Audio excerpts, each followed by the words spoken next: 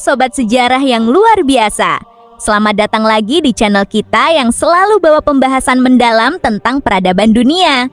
Kali ini kita bakal bahas cerita tentang salah satu kekaisaran terbesar dalam sejarah dunia yang akhirnya harus menghadapi masa-masa terdesak sebelum akhirnya tumbang, yaitu Kekaisaran Bizantium atau yang juga dikenal sebagai Kekaisaran Romawi Timur. Bayangin aja sobat, pada masa kejayaannya, Bizantium menguasai wilayah yang luas dari Italia hingga Mesopotamia, punya kota ibu yang megah, dan jadi pusat kemajuan budaya, agama, dan ilmu pengetahuan di dunia kuno. Tapi seiring waktu, mereka mulai terdesak dari berbagai arah, hingga akhirnya hanya tersisa satu kota saja sebelum jatuh pada tahun ke-1453. Seru banget kan? Yuk kita bahas dengan penuh rasa hormat terhadap peradaban yang luar biasa ini ya.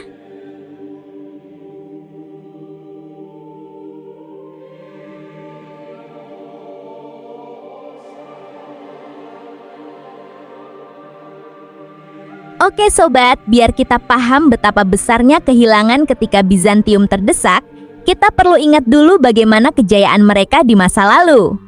Kekaisaran Bizantium berdiri setelah Kekaisaran Romawi Barat jatuh pada tahun 476 Masehi, dan mereka menganggap diri sebagai penerus yang sah dari Kekaisaran Romawi.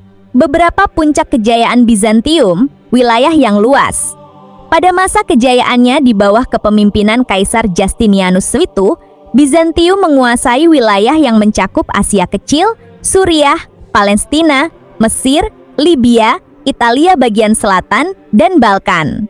Mereka menjadi kekuatan dominan di kawasan Laut Tengah. Kota Konstantinopel yang megah ibu kota mereka, Konstantinopel, adalah salah satu kota terbesar dan paling maju di dunia pada masa itu. Kota ini punya tembok pertahanan yang sangat kuat, bangunan megah seperti Hagia Sophia, dan menjadi pusat perdagangan serta budaya yang penting. Kemajuan budaya dan agama Bizantium menjadi pusat perkembangan agama Kristen Ortodoks, yang kemudian menyebar ke negara-negara seperti Rusia, Bulgaria, dan Serbia. Mereka juga melestarikan karya-karya ilmuwan dan filsuf kuno Yunani serta Romawi yang hampir hilang di Eropa Barat. Kekuatan militer yang kuat. Pasukan Bizantium dikenal sebagai salah satu pasukan terkuat di dunia kuno, dengan taktik perang yang canggih dan teknologi militer yang maju seperti senjata api Greek Fire yang sangat ditakuti musuh-musuh mereka. Perdagangan yang makmur. Sebagai penghubung antara Eropa dan Timur Tengah, Bizantium menguasai jalur perdagangan penting dan mendapatkan kekayaan yang besar dari perdagangan barang-barang berharga seperti sutra, rempah-rempah, dan logam mulia. Pada masa kejayaannya, Bizantium tidak hanya jadi kekuatan militer dan ekonomi yang kuat, tapi juga jadi pelindung peradaban Kristen di kawasan Mediterania Timur. Sobat, tidak ada kekaisaran yang abadi, dan Bizantium juga mengalami kemunduran yang perlahan tapi pasti karena berbagai faktor. Pertama, serangan berulang dari musuh luar. Sejak abad ke-7, Bizantium mulai menghadapi serangan dari berbagai pihak. Kekhalifahan Islam. Pada abad ke-7 dan ke-8, pasukan Islam berhasil merebut wilayah besar seperti Suriah, Palestina, Mesir, dan Libya dari Bizantium. Ini membuat Bizantium kehilangan sumber daya yang besar dan wilayah yang strategis. Suku-suku Turki. Pada abad ke-11, suku Turki Seljuk mulai memasuki Asia Kecil dan mengalahkan pasukan Bizantium dalam pertempuran Manzikert pada tahun ke-1241. Kekalahan ini membuat Bizantium kehilangan sebagian besar wilayah Asia Kecil dan menjadi lebih lemah. Negara-negara Eropa Barat. Malangnya, bahkan negara-negara Kristen di Eropa Barat juga sering menjadi ancaman. Pada Perang Salib keempat pada tahun 1204, pasukan ksatria Eropa malah menyerang dan menjarah Konstantinopel, membuat kekaisaran terpecah belah selama beberapa dekade. Kedua, masalah dalam negeri yang terus muncul. Di dalam negeri, Bizantium juga menghadapi banyak masalah, perpecahan politik dan pengkhianatan. Banyak perebutan kekuasaan antara kaum bangsawan dan pejabat pemerintah yang membuat pemerintahan menjadi tidak stabil dan sulit untuk mengambil keputusan yang efektif. Krisis ekonomi dan keuangan. Hilangnya wilayah dan sumber daya membuat pendapatan negara menurun drastis. Pemerintah terpaksa menaikkan pajak yang membuat rakyat semakin kesusahan, dan banyak orang yang meninggalkan wilayah Bizantium untuk mencari kehidupan yang lebih baik. Penurunan jumlah prajurit. Karena kesusahan ekonomi dan perpecahan dalam negeri, semakin sulit bagi Bizantium untuk merekrut dan memelihara pasukan militer yang besar dan kuat. Banyak prajurit yang harus dibayar mahal atau diambil dari suku asing yang tidak selalu setia. Penyakit wabah yang melanda. Beberapa kali wabah penyakit seperti wabah pes melanda Bizantium, yang menyebabkan kematian jutaan orang dan membuat produktivitas serta kekuatan militer negara semakin menurun. Ketiga, perubahan jalur perdagangan. Seiring dengan berkembangnya pelayaran Eropa Barat dan ditemukannya jalur perdagangan baru ke Asia melalui Lautan Hindia, pentingnya jalur perdagangan yang dikuasai Bizantium mulai menurun. Ini membuat pendapatan negara semakin berkurang dan membuat mereka semakin sulit untuk membiayai pembangunan dan pertahanan negara. Sobat, setelah mengalami serangan berulang dan masalah dalam negeri yang terus muncul, kondisi Bizantium semakin memburuk. Hingga pada abad ke-14, mereka hanya tersisa satu kota saja, yaitu Konstantinopel dan wilayah kecil di sekitarnya. Ini adalah masa di mana kekaisaran benar-benar terdesak dari segala arah. Pertama, ancaman dari Kekaisaran Utsmani. Pada abad ke-14, Kekaisaran Utsmani yang sedang berkembang pesat mulai menguasai hampir seluruh wilayah di sekitar Konstantinopel. Mereka menguasai Asia Kecil, Balkan, dan hampir seluruh kawasan Laut Tengah, sehingga Konstantinopel menjadi kota yang terkurung dan terisolasi. Utsmani membangun benteng dan pangkalan militer di sekitar Konstantinopel sehingga membatasi akses Bizantium ke sumber daya dan bantuan dari luar.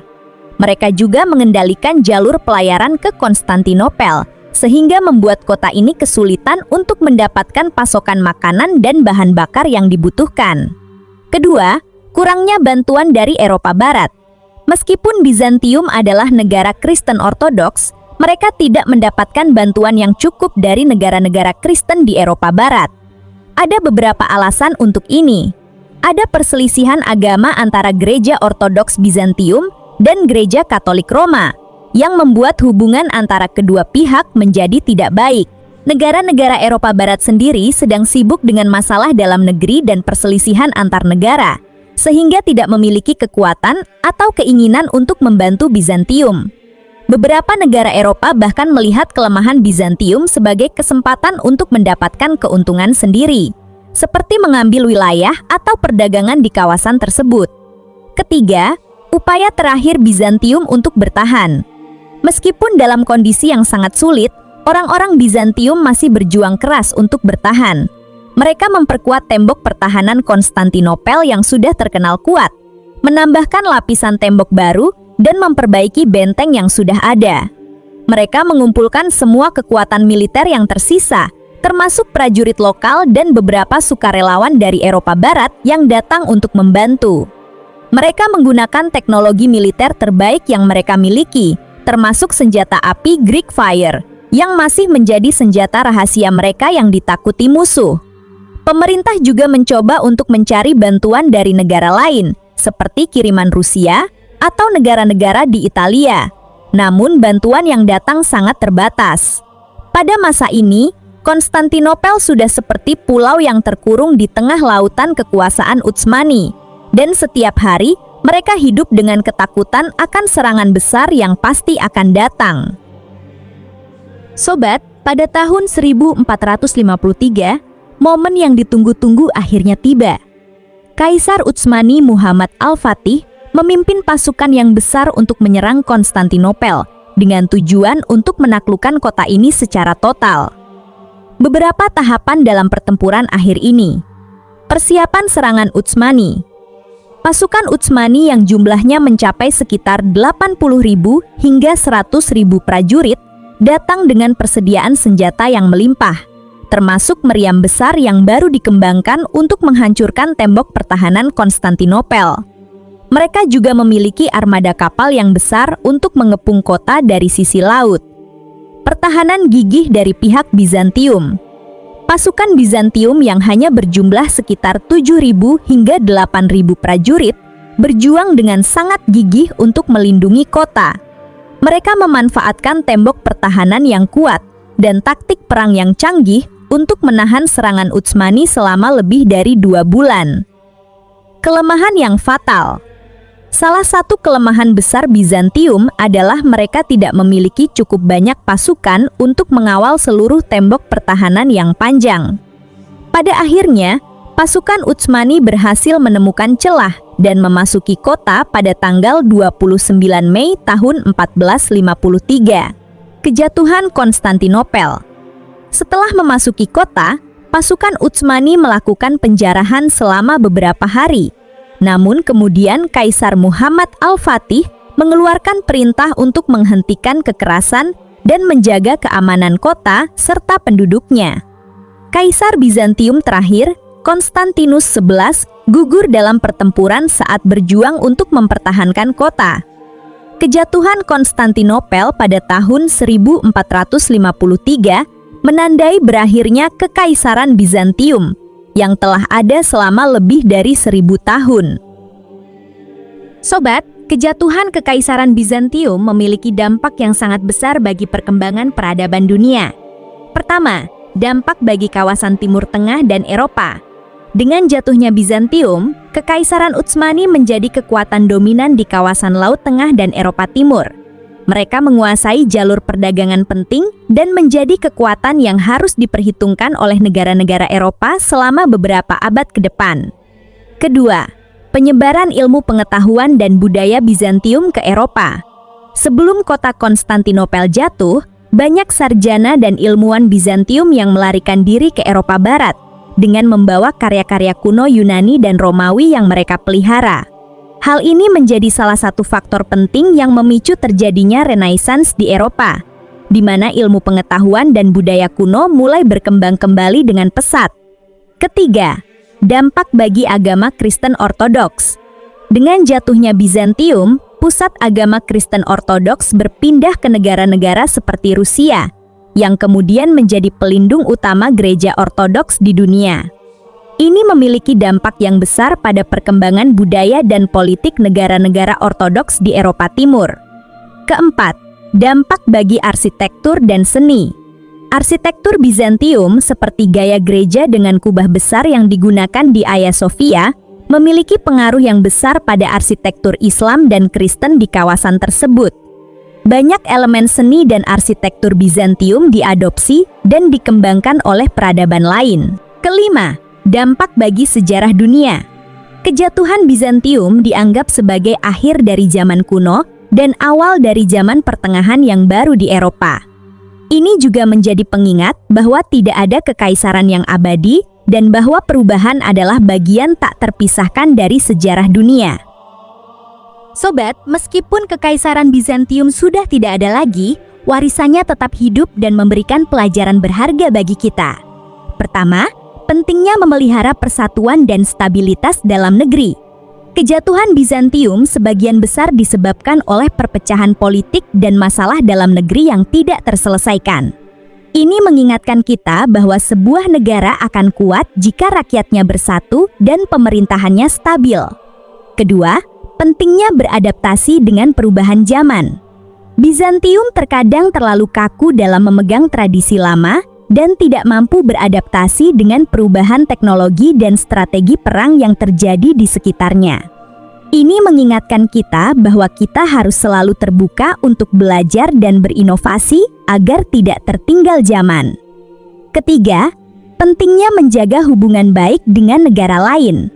Meskipun Bizantium adalah negara yang kuat, namun mereka sering tidak bisa menjaga hubungan baik dengan negara sekitarnya dan akhirnya terisolasi ketika menghadapi ancaman besar. Ini mengingatkan kita bahwa kerjasama dan hubungan baik dengan negara lain adalah penting untuk keamanan dan kemakmuran sebuah negara. Keempat, pentingnya melestarikan ilmu pengetahuan dan budaya. Salah satu kontribusi terbesar Bizantium bagi dunia adalah mereka telah melestarikan karya-karya ilmuwan dan filsuf kuno yang mungkin sudah hilang jika tidak karena usaha mereka. Ini mengingatkan kita bahwa melestarikan ilmu pengetahuan dan budaya adalah tanggung jawab kita sebagai bagian dari peradaban manusia. Kelima, pentingnya menghargai kontribusi setiap peradaban. Kekaisaran Bizantium telah memberikan kontribusi besar bagi dunia, dan kita harus menghargai dan belajar dari warisan yang mereka tinggalkan. Setiap peradaban memiliki sesuatu yang berharga untuk diberikan kepada dunia. Warisannya mengingatkan kita bahwa meskipun kekaisaran bisa tumbang, namun kontribusi mereka bagi peradaban manusia akan tetap hidup dan terus mempengaruhi perkembangan dunia di masa depan. Nah, itu dia sobat pembahasan tentang masa terdesak dan kejatuhan Kekaisaran Bizantium yang penuh dengan pelajaran berharga. Semoga konten ini bisa membantu kita lebih memahami betapa pentingnya setiap peradaban dalam sejarah dunia ya. Ingat ya, sejarah adalah cermin masa depan dari keberhasilan dan kegagalan masa lalu. Kita bisa belajar untuk membuat dunia yang lebih baik. Kalau kalian punya pendapat atau pemikiran lain tentang Kekaisaran Bizantium, jangan sungkan buat komen di bawah dengan bahasa yang sopan dan penuh rasa hormat terhadap berbagai peradaban ya. Jangan lupa like video ini, subscribe ke channel kita, dan bagikan ke teman-teman yang juga suka belajar sejarah dunia yang mendalam. Jadi, dukungan kalian bakal bantu kita terus buat konten yang edukatif dan menghargai keragaman peradaban dunia. Oke deh sobat, sampai jumpa di video selanjutnya ya. Tetap semangat belajar sejarah dan jadilah orang yang berkontribusi positif bagi dunia kita. Sampai jumpa!